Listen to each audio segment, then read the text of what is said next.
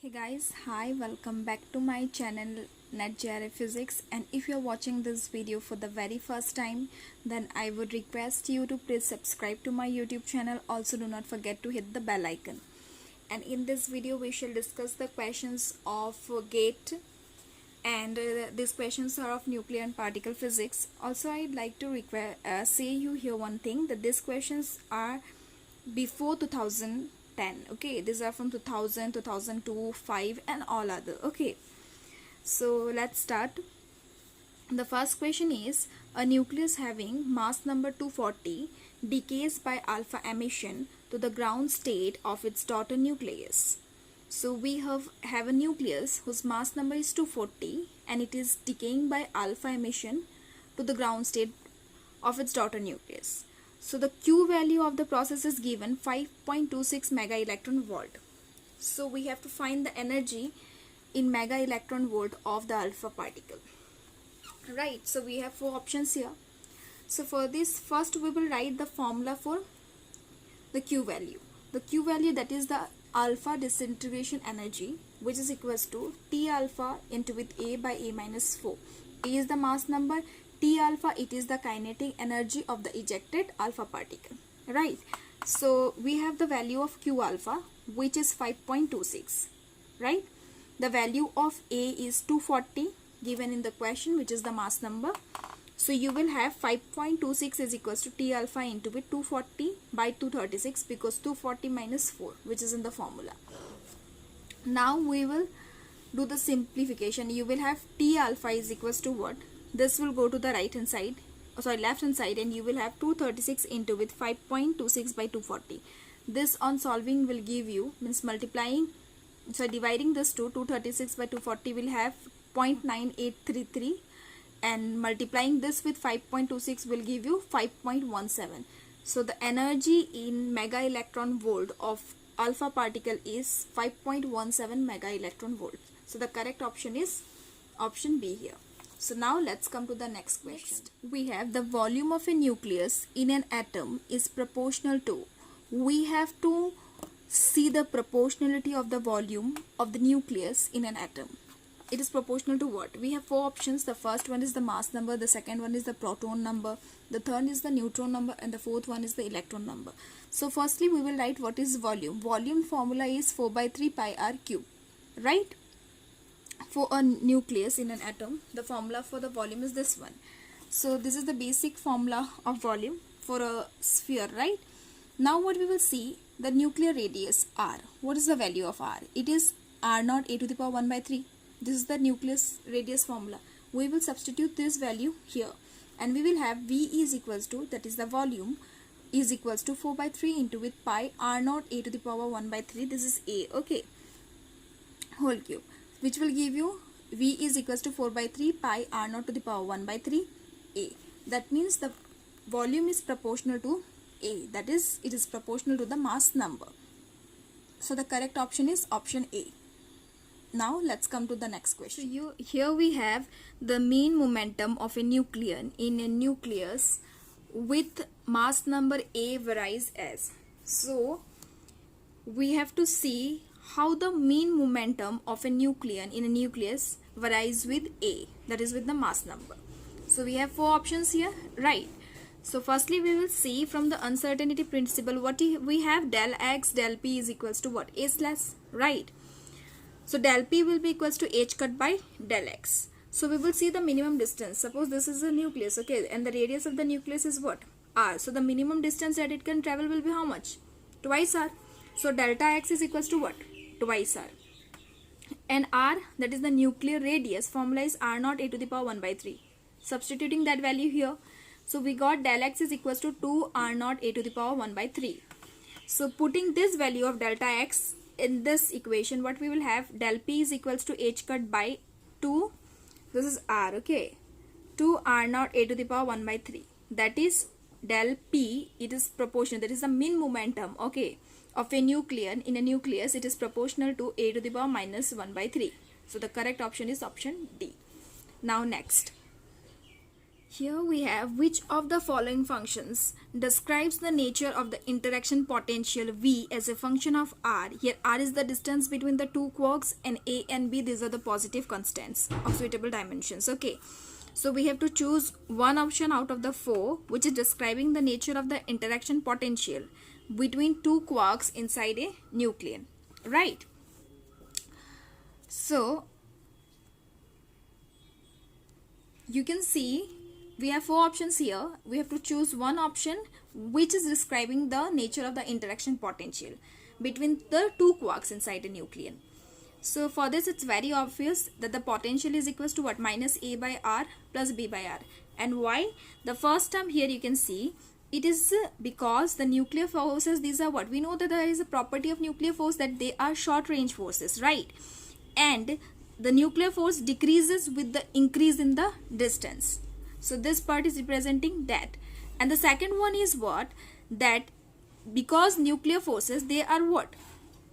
They will at long ranges or at large distances, they will be repulsive in time. So this particular term is representing that.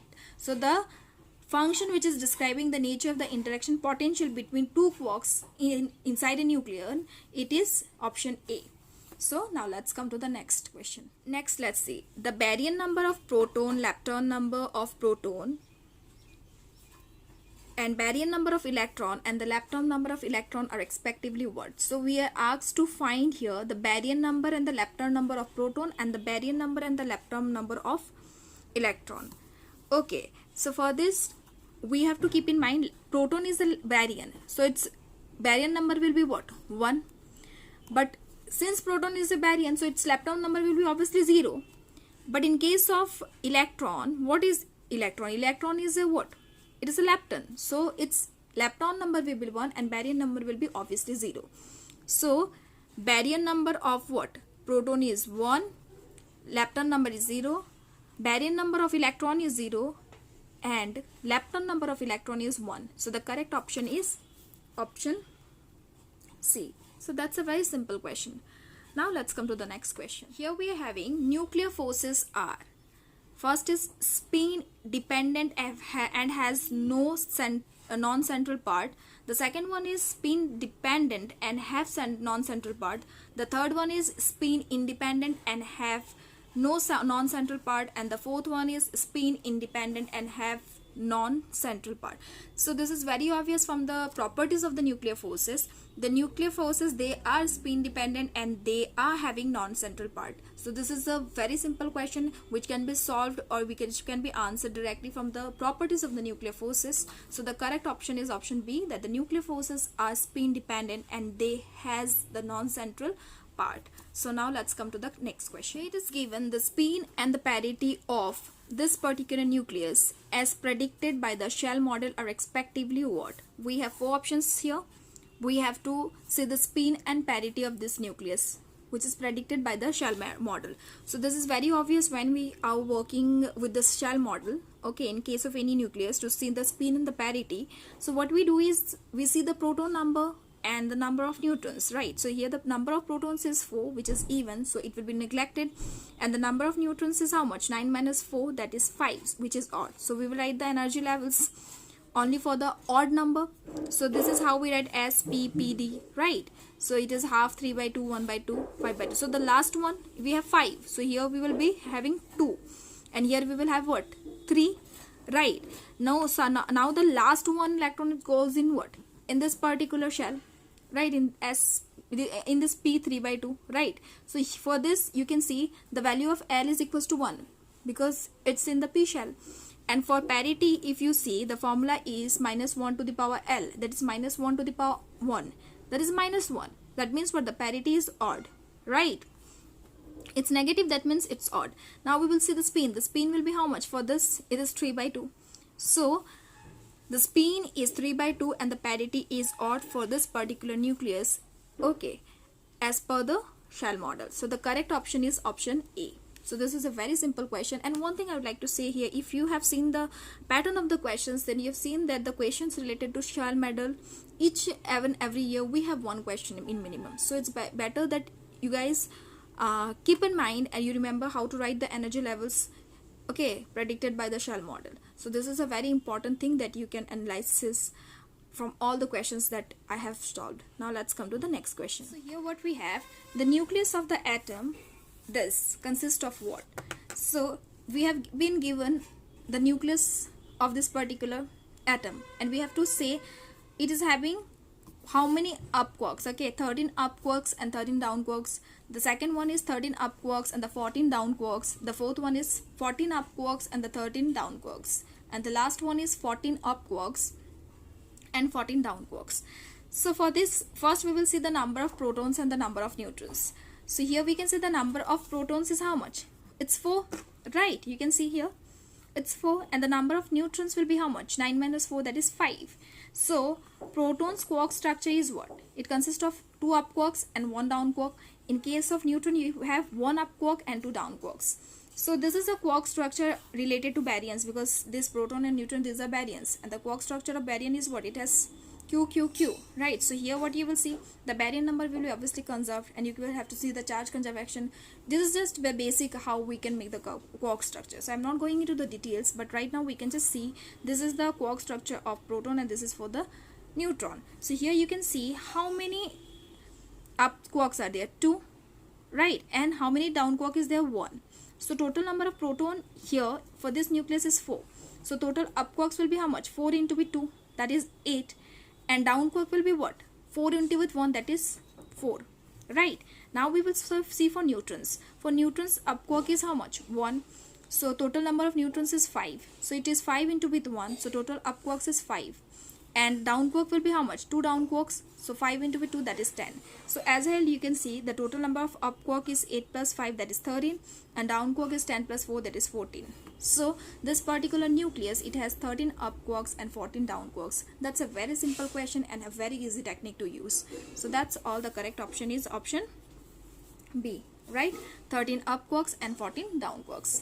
Next, here we have which of the following reaction is possible. We have 4 reactions here. We have to see which reaction is possible. So firstly, whenever we are looking for the possibility of a reaction to occur, we have to see 3 things. Okay, the firstly, the mass number must be same. In both the sides, the mass number must be same. The second is, if an electron is produced, then the value of Z, that is the proton number, will increase by 1 if an electron is produced. And if a positron is produced, then you have to keep in mind that the total number of proton or the number of protons, it will decrease by 1. Right? That means if electron is produced, Z will be replaced by Z plus 1, and if a positron is produced, then Z will be decreased. Okay, that is, it will be replaced by Z minus 1. So here if you see all the 4 reactions, firstly let's see the third reaction. That's not possible because here we have beta positive, right? That is, an electron is produced, but there is no neutrino in this case. So this is not possible. The third reaction is not possible. If you see the fourth one, you can see here the mass number is same, but the number of Z is also same, which is not possible, right? Because a positron is produced, so it must reduce. So this is also not possible. Now the first one, if you see here, what is happening in the first one? You can see the mass number is not same in this case. So it is also not possible. So the fourth option, second option, you see here the mass number is same. Second criteria is what? The value of Z we need to see. Here it's 7, but here it's 8. It is decreasing by 1. Why? Because a positron is produced. So that's very simple. The correct option is option B. So these are simple steps without putting much efforts, and lots of other concepts is not required. Just the correct concept and you can solve within a few seconds. And the great questions are really based on simple techniques. So let's come to the next question. Here we have an atomic bomb consisting of uranium-235 explodes. A bomb which is consisting of uranium-235, it explodes and it is releasing an energy of 10 to the power 14 joule. This is 14. Okay, this is 14. Keep in mind, this is 14 joule. It is known that uranium-235, which undergoes fission, releases 3 electrons. Okay, it is known what? Uranium-235, which is undergoing fission, it will release 3 neutrons and about 200 mega electron volt of energy. This much energy is released and 3 newtons is released, okay, by the uranium which is undergoing fission. So It is said further only 20% of uranium-235 atoms in the bomb undergoes fission. It is also said that all the uranium is not undergoing fission, only 20% undergoes fission. So we have to find, the first thing is the total number of neutrons released is about how much. Okay, so we have to first find how many neutrons, the total number of neutrons released. So for this it's very simple. Number of fission will be equals to what? The total energy divided by what? Divided by the energy. See, one uranium is releasing how much neutrons? 3 neutrons and this much energy. So an atomic bomb consisting of this much uranium, it explodes and it is releasing this much energy in total. So the total divided by what? The per single one, that is how much? 200 mega electron volt. Since it is in joule, we will convert it into joule. So for mega it is 10 to the power 6, and for electron volt it is 1.6 into 10 to the power minus 19, right? So this is how we can use. Okay, this is number of fission, the total number of fission we will find here. How many fissions are occurring? So from this on calculating, you will get 1 by 3.2 into 10 to the power 5, 25. This is the total number of fission. So now one fission, these are the total number of fission. Keep in mind, we have to find how many neutrons are there in total. So one fission is giving 3 neutrons, right? So this many fission will give how many neutrons? So we will just multiply 3 with this number of fission, right? Which will give you how much? 0.9375 into with 10 to the power 25. This is basic calculation, and which will give you 9.3 into 10 to the power 24, right? So it is approximately how much? It will be approximately 9.7 into 10 to the power 24, right? So the correct option is option B here. Now we have a second part of this question also. We will go to that. Here in the next part we have the mass of uranium in the bomb is about what? So this is the question. We have to find the total mass. We need to find total mass, but we have seen in the question it's given 20% of the uranium is undergoing fission. So according from the fission you will get only the mass of the 20%, right? But we have to find the total mass.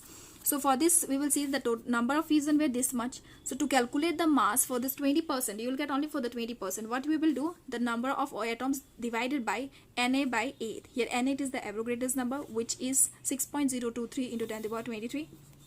We have substituted the values of the number of atoms undergoing fission into with 235 by 6.025 into 10 to the power 23. Bringing these terms aside, and 10 to the power 25 minus 10 to the power 23 will give us 10 square. So on multiplying and dividing with 235 will give us 12.19 into 10 square. So this is in gram, right? Multiplying it, this is in gram. We will convert it into kilogram. So mass will be equals to what? 1.22 kilogram. Now we have to find the mass for the total, right? Uranium 235 total. So 20% is undergoing fission. So we will see that we are considering, let the total number be X. So 20% of X is equals to what? This much. Means 20% of X mass is this much. So what you will see, the total mass will be how much? That's what we are taking. We are considering the total mass to be X. So 20% of X is equals to this much. So 20 by 100 into with X is equals to 1.22 kg. That means X will be equals to what? 1.22 into with 100 divided by 20. So it is equals to 6.1 kg. So the correct option is option C. So the mass of uranium 235 is 6.1 kg. So that's very simple. It might be quite tricky for you, so you can solve it once yourself and then you will understand better. So let's come to the next one. It is, which of the following is allowed? We have 4 reactions here. We have to check which is allowed. So for this, first thing I would like to say, you don't go and solve don't see all the conservations and all these things. Just when you will do multiple number of questions, then you can just find it in quick number. Okay, so the first one, if you see, this is a barium, this is a barium, but you can see here electron, this is a lepton, right? So here you can see the lepton number, it is not conserved, so this reaction is not possible. If you see the second one, you can see this is a barium, so here the barium number is not conserved because in the right hand side we have only leptons. So now the third one, if you see, you can see this is a barium, this is a meson, this is a photon. So this is like not possible at any context. And the last one, if you see here, this is what? This is barium, okay. And these are what?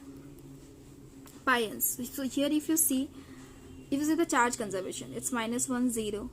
So okay, and this side also -1 0, so the charge is conserved. And since these are variance and pies, so there is nothing about conservation, it's already balanced everywhere. So just you can check this charge conservation. You can see the correct option which is allowed is option D.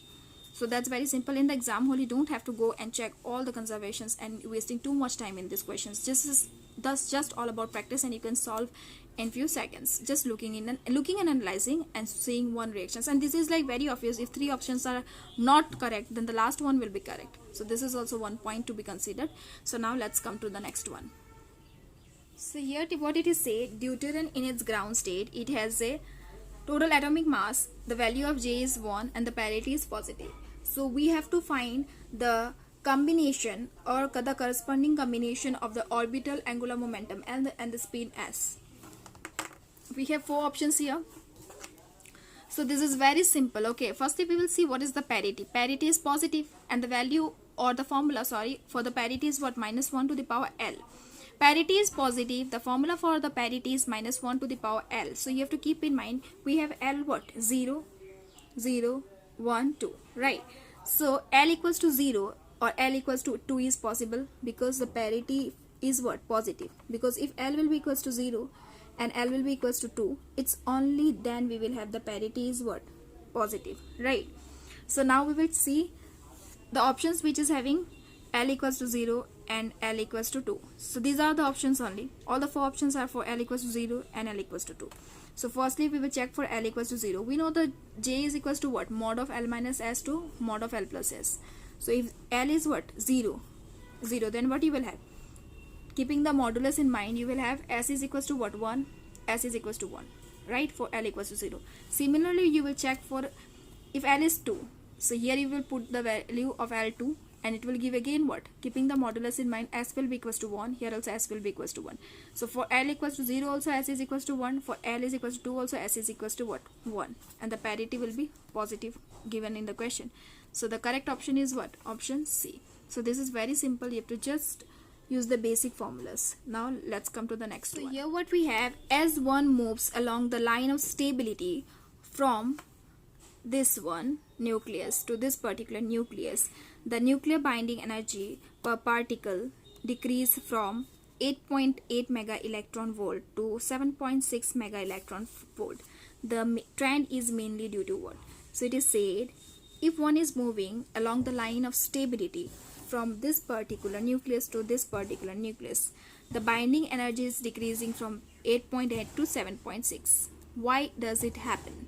So this is the question. So it is very obvious. This is because long range nature of the Coulomb forces. So if we see more deeply, what we will see about it is that we know what we will just analyze. We will just see on the properties of the nuclear forces. The nuclear forces are having the property that they are short range forces, right? So as the number of nucleons will increase, what will happen? They will be saturated, and due to saturation, what will happen?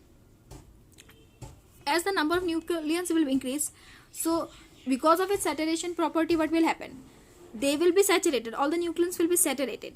But what actually happens, one thing that to be noted, that if the number of nucleons it is increased beyond its saturation limit, in that case what happens is that the Coulomb force or the Coulomb repulsion, whatever it is said, the Coulomb force, it will be dominant over the binding energy. That means the Coulomb force will increase with the binding energy, right? So this is the reason why long range nature of Coulomb forces is the main cause that the binding energy in this case is decreasing from 8.8 to 7.6. So you can understand that since the nuclear forces are short range forces, and as the nucleons will increase, okay, due to the saturation property of the nucleons, the number of nucleons will increase and they will be saturated. And if we will, or if anyone is trying to increase the number of nucleons beyond its saturation limit, in that case the Coulomb force will be dominant over the binding energy, and this is why this binding energy is decreasing in this particular case. So the correct option is option B, right? So that's all in this video, and if you like my video, then I would request you to please subscribe, share with your friends, do comment, And also do not forget to hit the bell icon. That's all in this video. Thank you so much. Have a good day.